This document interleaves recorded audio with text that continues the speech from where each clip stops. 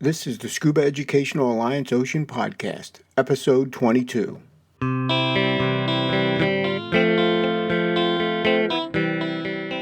The Scuba Educational Alliance Ocean Podcast is a bi-weekly podcast dedicated to the world of scuba diving, ocean health, sustainability, and fostering a new generation of ocean stewards through diving education. Hello again, everyone. And as always, thank you for tuning into the show. I'm Jeff Centropino, your host and the founder and president of the Scuba Educational Alliance of Connecticut, whose mission is to foster a new generation of ocean stewards through scuba diving training and education to high school and college students. First, we are all saddened by the terrible flooding in Texas. It is simply hard for me to imagine the speed and ferocity of the flash flooding. Our thoughts and prayers go out to those who have lost loved ones and for those who are recovering. Now, it's been a busy couple of weeks. Last week, we recorded another episode of Scuba Diving Industry's magazine's Level Up podcast, and then Donna and I spent a couple of days up in Maine catching up with some friends. Also, I attended a DEMA board meeting and finalized our plans for attending a local event where we will showcase the nonprofit alongside Scuba Shack. A busy retirement indeed. Now, on today's show, I want to expand on an article that was recently posted on Dive Newswire by Alexandra Patterson regarding the future of diving.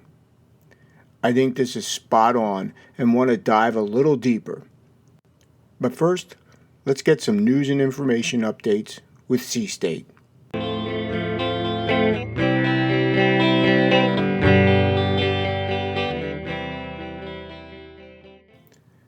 This is Sea State here on the Scuba Educational Alliance Ocean Podcast for Thursday, July 17th, 2025. Up first, it's never too late to start your plastic-free July. Yes, each year the Plastic Free Foundation sponsors the Plastic Free July. Now, there are a lot of ways that you can make some small changes or help try and influence bigger movements. For example, Oceana recently sent out a newsletter that gives you a couple of different options. One is to send a letter to your senators and congressmen to support the Farewell to Foam Act that was introduced into this session. Both the House and Senate versions are just sitting there right now. Also, you can sign a petition to tell Congress to make national parks plastic-free. We've got to keep trying. If you want to find out more options for supporting Plastic Free July, head over to the website plasticfreejuly.org and click on What Are You Here For? They list 8 sections including getting started, next steps, at work, at school, at events, for businesses, my community, and local governments. Getting started is the hardest part, but hopefully one small step turns into a long journey. Speaking of a longer journey towards reducing plastic pollution, there is an article in Ocean Conservancy's news discussing the effectiveness of the plastic bag bans that have been put in place. The results of a peer-reviewed study published in the journal Science indicated that in places where there are plastic bag bans, volunteers who collected trash during Ocean Conservancy's International Coastal Cleanup saw a 25 to 47% reduction in plastic bags in the environment. That's pretty significant. Ocean Conservancy has been sponsoring the annual International Coastal Cleanup for 40 years now. In 2024, ICC volunteers collected over 1 million plastic bags. These bags are typically only used for about 12 minutes. Difficult to recycle, and very easily become pollution and are extremely dangerous to wildlife. We have the plastic bag ban here in Connecticut. I don't miss them. One less type of plastic entering the oceans from our state is a good thing. I doubt we will have the will to have a national plastic bag ban right now. Maybe someday. I came across an online article from one of the television stations down in the Miami area about how they are taking steps to combat the global bleaching event that is seriously impacting the reefs down there. A team from the University of Miami, the Florida Aquarium, and Telemarine in Honduras are crossbreeding coral with the hope that these crossbred corals will be better able to withstand the warmer water temperatures. The water temperatures from the area of Honduras where they are collecting certain corals is about 3.6 degrees Fahrenheit or 2 degrees Celsius warmer than off of Miami. Now that is pretty significant, and they are seeing some positive results when they crossbred these corals with those in Florida. They grow them in the nurseries and then transplant them. Specifically, the elkhorn coral from Honduras is doing well. Time will tell whether these supercorals are the answer. Well, maybe, but the fact is that if the oceans keep getting hotter and more acidic, the future will not be good. Well, it is now official. Head Group is acquiring Aqualung. I think we first started getting information back in April that Head was looking to buy Aqualung. For many years, we've seen the struggles at this mainstay in the scuba equipment world. Since 2016, times have been tough, and they struggled through the sale, the pandemic, and subsequent cash flow problems. Initially, it seemed a slam dunk that Head would take over, but I guess the laws in the European Union or France require a more competitive process. Not sure who else was involved, but on June 26th, a judgment was rendered by the Commercial Court of Nice, and they declared Head to be the winning party in the bid for Aqualung. The plan now is for a restructuring of the Aqualung business platform, provide urgent funding of something like 50 million euros, the equivalent of 58 million US. That's a lot. Head comprises Mares, SSI, Revo, Liveaboards.com, and Zog, a swimwear provider. Now, Head has indicated that as they move forward with the integration plan, they will continue to maintain and develop Aqualung, Apex, and Aquasphere. Hopefully, by the DEMA show in November, we'll be able to get some more specifics on how this will impact the dive industry. Let's wrap up with a couple of scuba show items. First, you've heard me talk about the Beneath the Sea show that is held up here in New Jersey, normally at the end of March.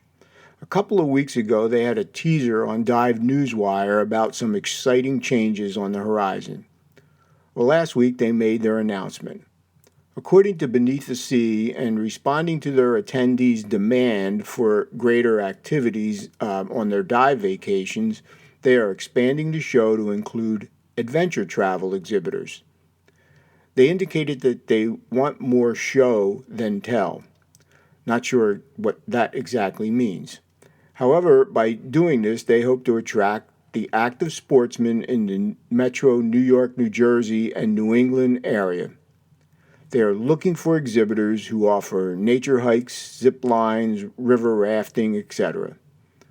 Well, I guess time will tell if they are successful. Questions will be out there as to how the dive community will see this change. And finally, here's some really exciting news for dive shows, especially here on the East Coast. In a previous episode, I told you about how Roke Media purchased the scuba show in Long Beach from Mark Young, and they're going to be taking that over next May. Well, they aren't done. Just last week, they announced a new East Coast scuba show that will be held the week after Long Beach in Atlantic City, New Jersey on June 6th and 7th. Wow, this is really something that the dive industry needs, and I hope to see the support out there from the industry.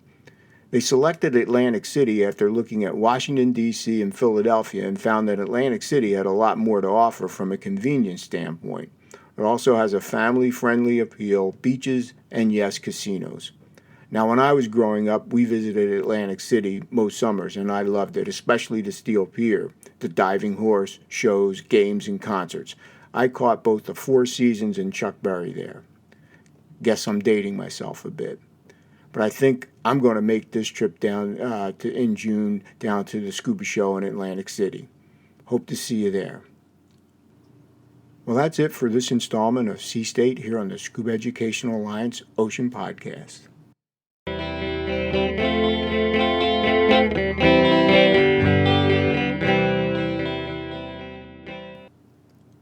Last week, right after I got home from our trip to Cayman Brac, my mom, who is 91 years old, asked me how long I would be scuba diving. I told her that I wanted to be diving when I turned 100 years old. Well, that would be a long shot for me to get to that point. And while I hope to continue to have diving in my future, me and my generation are certainly not the future of diving. It's no secret that I believe that the future of diving and ocean conservation depends on developing a new generation of scuba divers.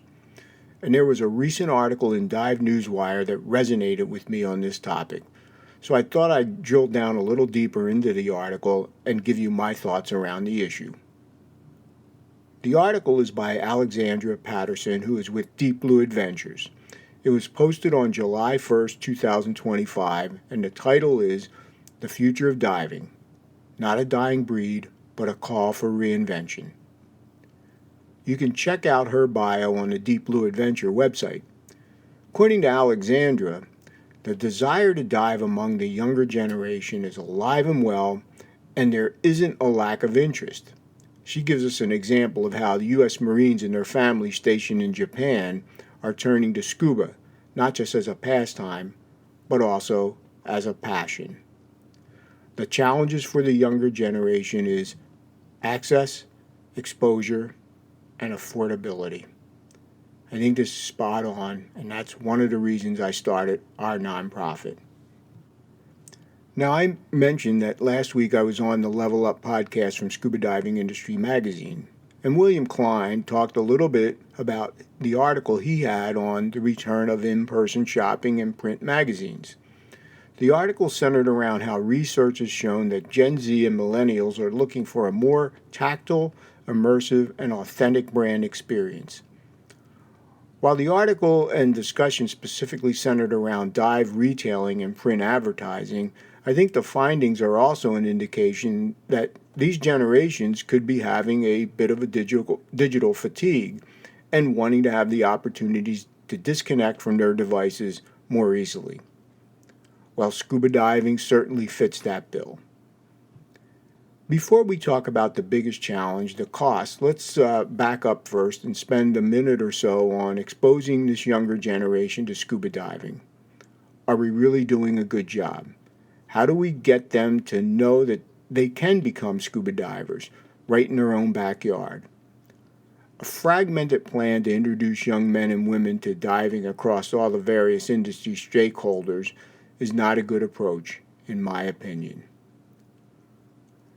But let's go back to the biggest challenge. As Alexandria puts it, the cost conundrum. There is the financial barriers that so many young people face when wanting to become certified divers. For those who have yet to achieve true financial independence with the disposable income needed, they can easily opt for other activities with a lower cost of entry.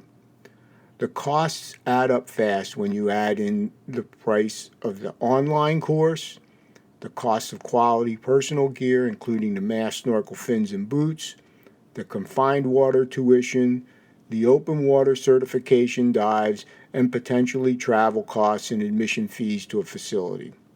And that's just to be able to get them into the sport. As I mentioned, one of the reasons that I started the Scuba Educational Alliance of Connecticut was to help to overcome the financial barriers that young people face when wanting to become divers and continue on. And it has been successful because we exposed them to diving through Discover Scuba Diving and then funded their training.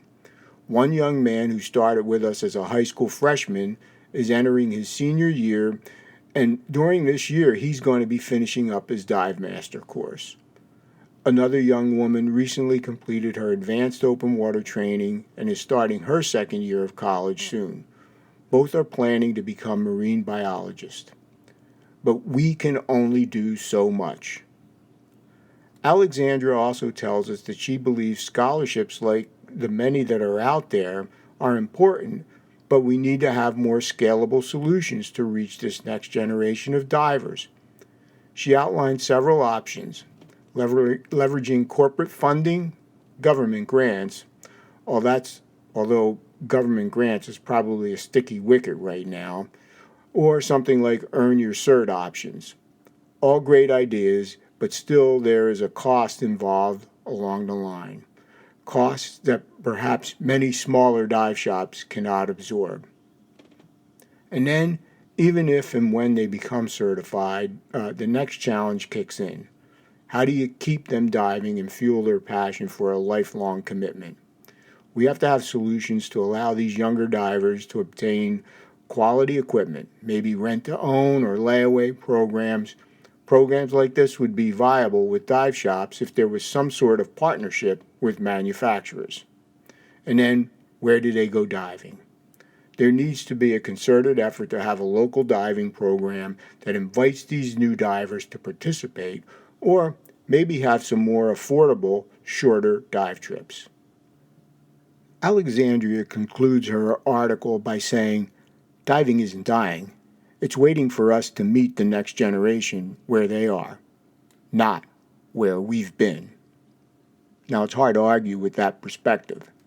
There are a lot of reasons for being where we are in the diving industry, but we don't need to stay here.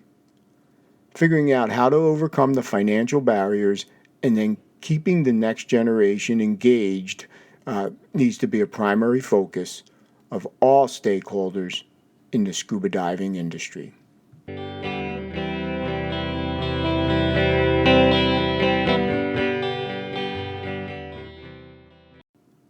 Well, I'm going to continue to do as much as I can to get young men and women engaged in diving. I may change some individuals' lives, but I don't think it's going to be enough to change the industry. We'll see how that works out. Well, that wraps up this latest episode. Thanks again for listening, and I'll be back in a couple of weeks with more. Until then, enjoy the summer. This has been the Scuba Educational Alliance Ocean Podcast, a show dedicated to the world of scuba diving, ocean health, sustainability, and fostering a new generation of ocean stewards through diving education. Talk to you again real soon.